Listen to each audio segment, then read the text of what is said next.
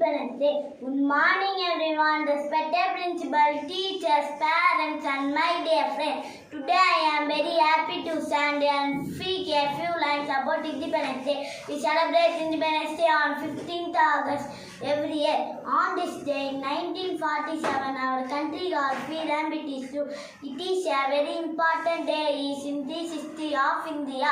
Our great freedom fighters like Mahatma Gandhi, Bhagat Singh, Subhash Chandra Bose and Jawaharlal Nehru for bravery to make India free. Because of their sacrifices, we are living in a free and independent country today. We should always remember that and hard work and be thankful to them. On this day, we hoist the national flag, sing the national anthem and celebrate with joy and pride. Schools, colleges and offices organize function and cultural program. Independence Day is a symbol of our unity and strength. I am proud to be an Indian and I love my country very much. Jai Hind, Jai Bharat.